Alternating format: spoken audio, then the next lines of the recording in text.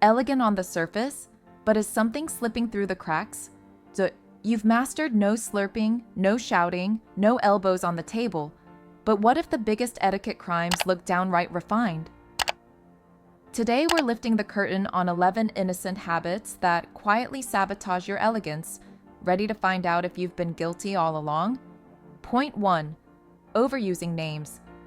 We've all heard the classic advice, use someone's name, it makes them feel seen. And that's true, in moderation.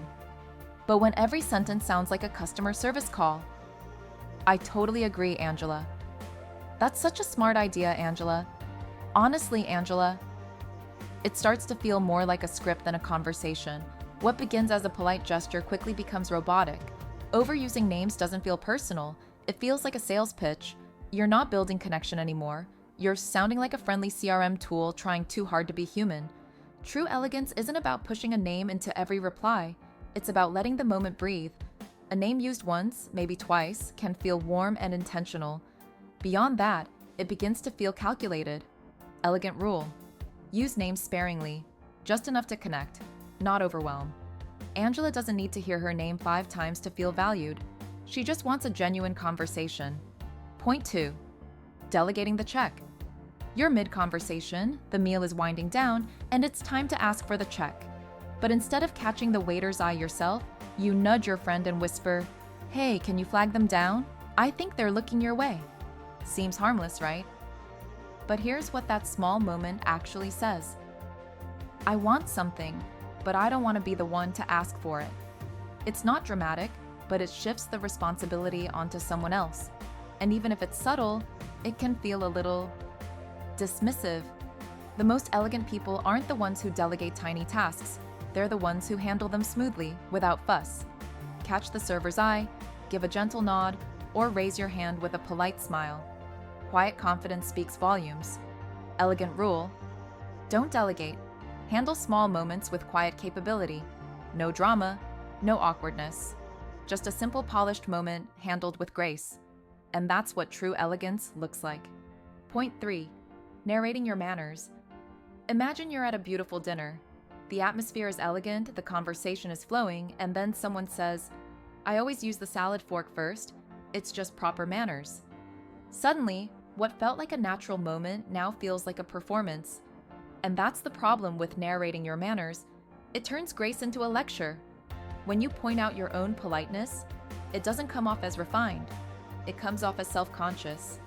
It's as if you're saying, "Look at how well I'm doing." But true elegance doesn't need a spotlight. It's quiet, effortless, and completely unannounced. Elegant rule: don't explain your grace. Just embody it.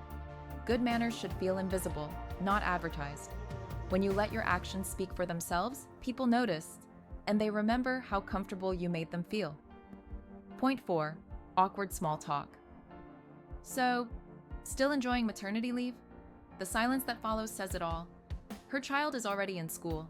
She hasn't been on maternity leave in years, and now a warm goodbye just turned into an awkward pause. This is the danger of small talk that's too casual, or worse, outdated. It's often meant with kindness, a friendly gesture to leave things on a warm note. But when the details are wrong or out of sync, it doesn't create connection. It highlights how disconnected you actually are. Small talk doesn't need to be clever or overly personal. It just needs to be present. A comment on the day, the project, or something you know is true about the person, that's enough. Elegant rule: keep your small talk current, kind, and in tune with the moment. Elegance in conversation isn't about saying the perfect thing. It's about choosing words that make people feel seen. Now, not 5 years ago. Point 5. Overcorrecting others. "Oh, excuse me. I think that's my bread plate." The energy shifts. It's not harsh, but it's enough. The person who made the mistake freezes, awkwardly puts the roll back, and now everyone's just a little more careful, less relaxed. Here's the thing: pointing out a mistake, even gently, doesn't make the moment better. It makes someone feel small, exposed. And that's never the goal of true etiquette. Because elegance isn't about proving you know the rules, it's about making sure others feel comfortable, even when they don't. The most refined people don't correct. They protect. Instead of calling attention to the error, they let it go. or quietly adjust the moment without making it a lesson. Elegant rule: if correcting would cause discomfort, don't. Grace covers, it doesn't call out.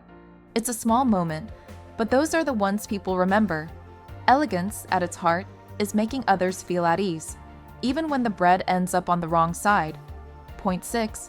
Actually, energy. Actually, that happened 2 years later. It's a single word, actually. But in the wrong place, it lands with the weight of a correction. A conversation that felt friendly now feels like a quiz. And suddenly, you're not exchanging thoughts. You're being graded. Even when it's accurate, starting a sentence with actually shifts the tone. It signals, you were wrong, and I need to point it out. That's not elegance. It's ego in a polished outfit. And it quietly shuts the door on connection. You can absolutely share what you know, but do it gently. Reframe it as a continuation, not a correction. Instead of actually it's this, try, you know what's interesting? Or, I read something recently that adds to that. Now it's a shared moment, not a subtle put down. Elegant rule: share insights with humility, not correction. Elegance doesn't need to be the smartest person in the room.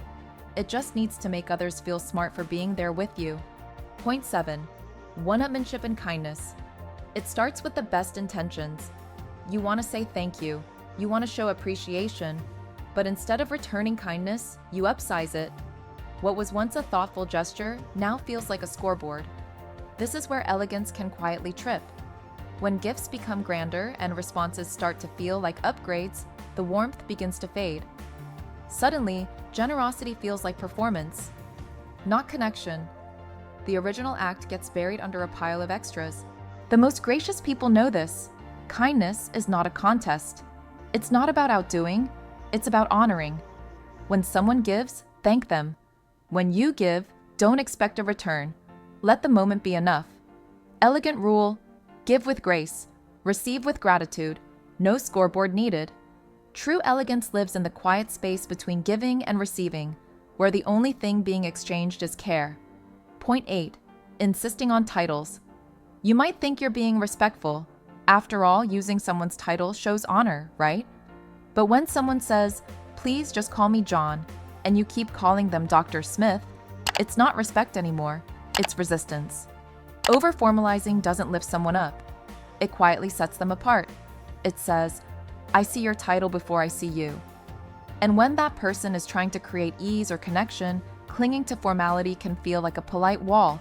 True elegance mirrors the moment. If someone introduces themselves casually, follow their lead. Let the tone be light. Let them belong without the weight of their credentials. Elegant rule: match the level of formality offered, don't impose your own. Elegance isn't about sounding proper, it's about making others feel comfortable. And sometimes, that means letting the titles go, and just enjoying the person sitting beside you. Point 9. Over-curating the atmosphere. It was supposed to be a casual garden gathering, grilled food, light music, bare feet in the grass. But when guests stepped in, they didn't feel relaxed. They felt like they'd walked onto a magazine set. The table looked too perfect to touch. The turf was so pristine, people tiptoed. No one dared to exhale too deeply. Here's the problem: when the space feels too curated, people feel like guests at a show, not participants in a moment. The candles are beautiful, the glassware exquisite. But if everyone's afraid to lean back in their chair, elegance has taken over comfort. True refinement creates ease, not intimidation. It whispers, "You're welcome here," not "Don't touch anything." Your guests should feel like they can laugh, spill a little lemonade, and still be part of something lovely. Elegant rule: style your space for connection, not perfection. The most elegant spaces aren't the ones that wow. They're the ones people remember because they felt free to be themselves, and that's the kind of beauty that lasts. Point 10. Lingering goodbyes. We've all done it. The evening winds down, everyone said goodbye. And then we remember one last thing we have to say. We hover near the door, balancing our keys and coat, stretching the moment just a little too long. But here's the truth. Grace has a rhythm. A warm farewell followed by a clean exit feels elegant. Lingering makes the goodbye feel unfinished, even awkward. The host begins wondering if they should sit down again or hold the door. Elegance means knowing when to arrive and when to leave. It means reading the room, respecting your host's energy, and wrapping things up with poise. Elegant rule: exit simply. No encore required. A graceful goodbye leaves a beautiful last impression. No need for a final anecdote or a second round of hugs. Just warmth and a confident walk to the car. Point 11, asking for Wi-Fi first. There's arriving, and then there's logging in. When the very first thing out of your mouth is a Wi-Fi request, it sends a clear message. I'm not really here. I'm already halfway somewhere else. Even the most elegant people fall into this habit. They're trying to be efficient, practical, but the result feels rushed, impersonal, and oddly distant, like you're a house guest who just dropped by to check your email. The truth is, elegance begins the moment you walk through the door, with eye contact, with a smile, with presence.